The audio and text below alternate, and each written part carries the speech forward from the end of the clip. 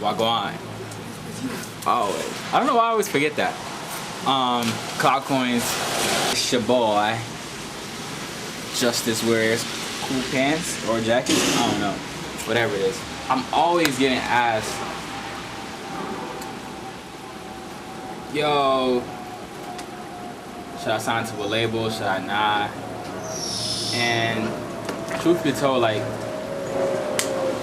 fuck the labels. Like, although I have a label, fuck the labels, because there's so many things that you can do on your own to maintain the ownership that you need or that you might want as a new artist in the future. Because like the reality is that it's a catalog game, right? You know, labels right now, for them it's just a market share thing. They want to be able to figure out how to control as much market share as possible. So, you know, there's the major sector. There's the major sector, which comprises of Universal Music, Warner Group, and Sony. And you know, there's like other subsidiaries under those labels. So like Universal is comprised of like Interscope, Def Jam, Republic, and you know, Warner is like, you know, Atlantic, Warner. Sony is Columbia, RCA. So yeah, so like all these like sectors break off into like the parent company, right? And then the parent company, even the parent company has a parent company. So like, so Universal's parent company is Vivendi. That's the company that owns Universal, and Universal is the company that owns Interscope or owns Def Jam. And then like, let's say now you have a label. So like I have a label, Love Renaissance, LVRN. So now that's under Interscope. So as an artist, now you're under that. So it's just like, I just say all that to say is that like there's so many different ways that like, you know, you can figure out how to monetize and how to like get to wherever you need to get to. You know, like the hardest thing, I'm not even gonna lie, you know, as a new artist is finding the capital to like, or the money to like be able to like to do what you want to do. Like if you want to shoot a video, if you want to, I don't know, just like get some marketing or whatever, you need to travel. Like there's a lot of fucking costs that go into like, you know, that initial grind to get your shit popping and to get your shit moving, you know. And it's very hard, you know, as a new artist to like to figure out, you know, how to like hold off from, you know, signing to a label, because, you know, that is that like initial spark of like, you know, cash that you kind of do need, because at the end of the day, you know, it is a business. And you know, if you're looking at yourself like a brand, you know, you can figure it out. But a beautiful thing about that's happening right now with the internet and in the industry is that like once you understand what your goals are and once you understand what you're trying to get out of it, you can figure it all out to where you can retain some of the rights that you do need, or you can just like even be smart and just like do like, you know, like let's say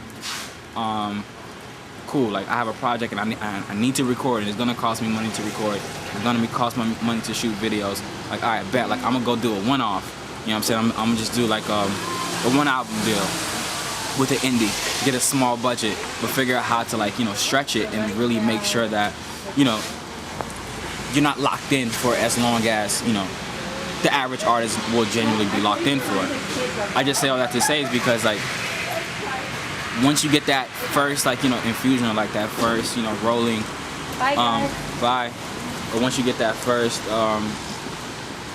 you know, spark, and you have fans and you have shows, you're able to now bring capital, you're able to sell your merch, you're able to, now with streaming you can monetize the actual song, so you're able to actually see revenue from that, you're able to actually like start a business. But I just say all that to say that you don't need the labels, because only thing you really need is a creative team, whether it be your homie that just does fucking graphics or your homie that holds a camera or whatever, and you need somebody that has a good manager.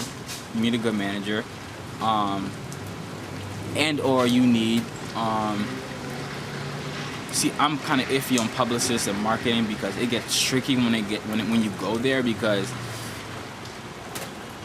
you pay a publicist a retainer of $3,000 a month, but like they can't guarantee you anything, right? They can't guarantee you the press that you want, the coverage that you want.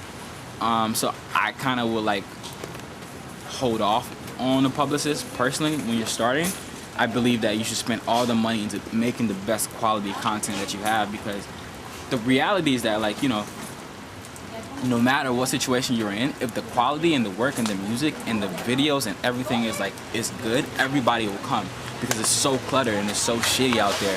There's so much shit that, like, once somebody comes through with something of value or quality, it kind of cuts through and quiets the noise. And, like, you know, I believe that should be the goal for like every new artist, you know? I think that making sure that the quality is there, making sure that the story is there, like what we talked about earlier, you know, like the narrative, the why, making sure all that is there. I feel like that's what's gonna make the shit interesting and like put things into a perspective and like really make it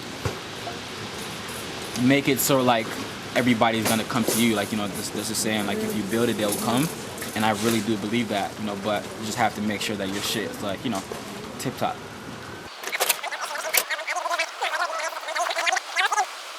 Yomi, I'm Randy. No, I'm joking. Why you got me doing these things? What do you mean? My name is Randy. I work at Interscope Records. You doing this eyes? You doing the happy eyes? Am I? I'm done with this. You was smiling? This is Kim. I'm not good with cameras. I'm Me the worst. either. That's what I told them. Give them the empty eyes. Give them the empty eyes. We the PR team. Like, what do you need a label for? For what? For cash? Like, if cash is the reason why you need a label, like, I just think you're doing it all wrong. If you saying that, I bet, like, I'm trying to get on radio. All right, cool. I can understand why you need a label, because it's expensive to get on radio. It is, and you kind of do.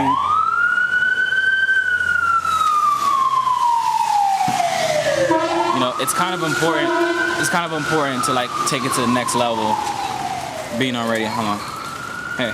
So like, for example, like, if you want to get on radio, like, I get it. Like, you know, like, I can understand why, you know, you would need a label. But you know, at the end of the day, like, I feel like radio should be the last step for a new artist, because right now it's about hand-to-hand combat and talking to like all the fans that you can immediately grab. And once a record needs to be on radio, you feel it and it needs to be on radio. And honestly, you could even be in a position to where it's just like, fuck it, like, I'm gonna just hire the radio team from so and so, or I'm just get like an independent radio plugger. But that costs a lot of money, so I feel that. And that's the part that the labels have over independence, is access to radio, because, you know, there was a time where like you get on like fucking 106 and Park and you're on. Like, when you're a new artist you signed, you know that like there was like these very few ways to communicate music. So like, once you got those platforms, it opens you up to like the audience, you know what I'm saying? And like there wasn't as many options. You know, you get on 106 and Park, TRL, SNL, and that's really it, you know what I'm saying? And you figure it out, you're popular, you know, like, but like the labels control that, right? They control those outlets because that was their infrastructure. But like, you know, when YouTube came around and, you know, streaming came around and all these different options, is that they realized that like they can't control like all like the medians of communication. You know, they can control radio, they can control TV, but guess what? You don't need fucking TV and radio, right? It'd be cool to have, but you don't need it. You know what I'm saying? The reality of it. And yeah, like, I don't know, there's just so many different ways you can be creative and just like think about like ways around it, like, you know. But yeah, I think that's kind of where I'm at with it, you know. And I shouldn't be saying that because I have a label, but the reality is that like, nah, like, I'm really about like pushing the culture forward and pushing the idea of like, you know, artists getting what they deserve. Hold the door. Oh, I'm sorry. Summer left her gauges up there. I'm not scared. Hey. Should I be in here? I'm Mel. I'm doing makeup activist. makeup activist? Yeah. That's great. I like that. That's amazing. See? She was in Cuba for Somebody like a month living her best life. I know. Take me back. So I got a theory. So like, it's obviously like not a secret that fucking urban music is like on top right now, like it's popping. And my theory is that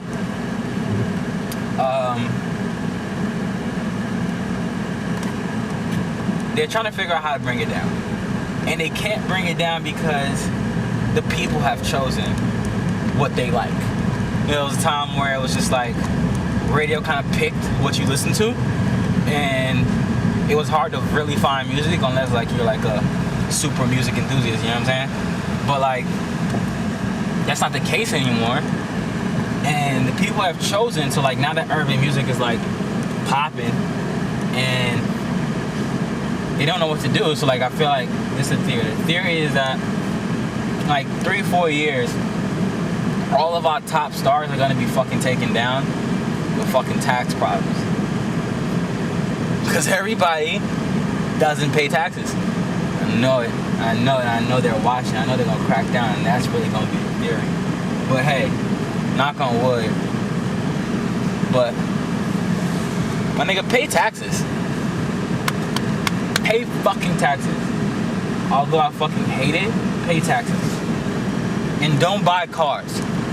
It's the dumbest shit ever. Nobody should ever own a fucking car that's $150,000. Not because you shouldn't have it, lease it. Like, that's just like the realest shit. Don't buy a fucking car, lease it. It holds no value, bro. That shit's dumb. You want something that appreciates in value. Your whole thing is about having assets, right? And you want your money to work for you. But the thing with cars is that, like, you know, everybody knows it's not a secret. Like, you know, as soon as you drive off the lot, like, it depreciates in value, you know, tremendously. A new car, as soon as you drive off the lot, let's say you bought the car for 100. As soon as you drive off the car, as soon as you drive off the lot, it's 60. It's worth 60K at that point. It's depreciating in value, whereas versus if you go get some land, real estate, or something, that's an asset.